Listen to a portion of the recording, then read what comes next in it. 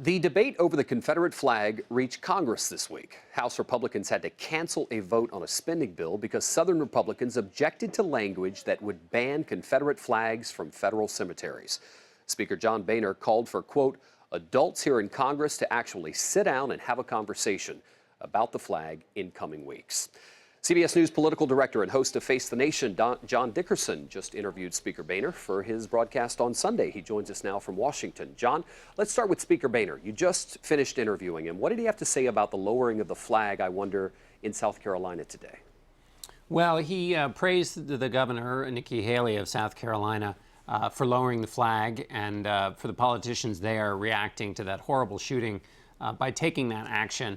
With respect to the fight in Congress over it yesterday, he said that basically there was some maneuvering by Democrats and that there's going to be this conversation. But he said personally he would like to remove the Confederate flag from those cemeteries and that he believes in the end that will be what happens. John, your analysis here, if you go on Nikki Haley's Facebook page, the hate toward her for what she decided to do in signing the bill is incredible. There's also a lot of people who support her.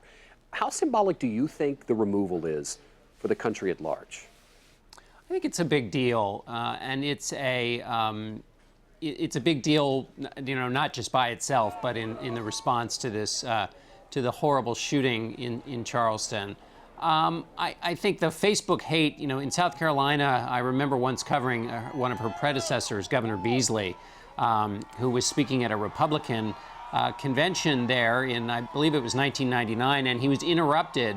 He had tried to remove the flag, and he was interrupted by a fellow carrying an enormous Confederate flag on a pole who just waved it in front of him while he was talking. This brings out some extraordinary behavior, and so it's not a surprise that people are saying mean things about her on her Facebook page. Let's talk Donald Trump. His comments on Mexicans sparked a debate this week that has been a distraction for Republicans. I just saw one headline that said he's leading in the polls. Is this helping his candidacy? I think in a sense this is helping Donald Trump's candidacy for the moment. I think he gets some, there are a certain group of Republican voters who think, he's just telling it like it is. And that's certainly the way in which he's presenting those comments about Mexican immigrants that he made in his June 16th announcement. While other Republicans have distanced themselves from him, he said, well, I'm just saying there should be more security at the border. And that's something that is, there's a passionate following within the Republican base for greater border security. I think, however, it's still true that polls show a large majority of Republicans say they would never vote for him. So I think while he may, leading in the polls right now as a Republican is not that hard to do, by which I mean you don't need to have a large percentage. I think he's in the one poll in which he's leading, he has 15%. That's because there are so many candidates.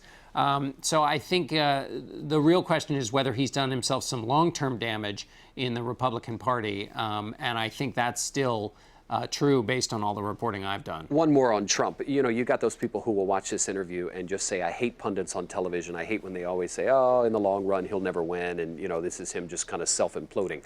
What do you think the chances are that down the road they could say, I'm going to show you, I'm going to go to the polls, we're going to vote for him, and he's not going to be the joke that they're saying he will be down the road?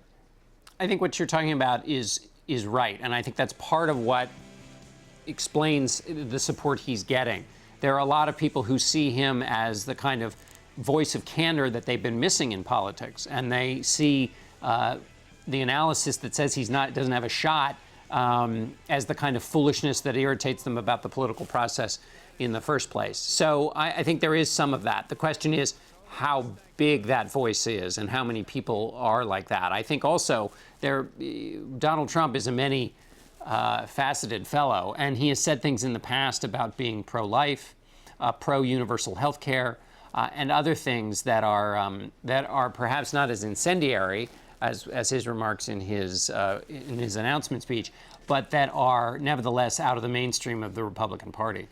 Let's talk Hillary Clinton. She had her first big national interview this week since she launched her campaign.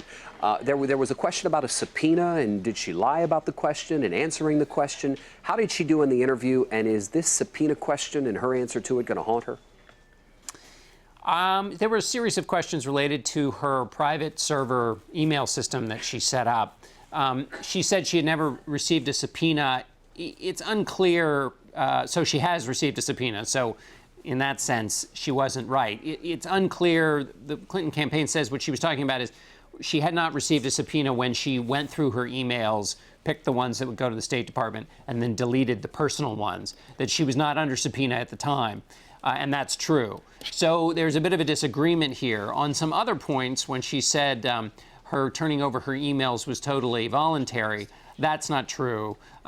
She was obliged to turn them over, both under the existing regulations at the State Department when she was there and because the State Department made a subsequent request after she had left the State Department. I think also she said that there was no law that that was involved with her activity on these emails.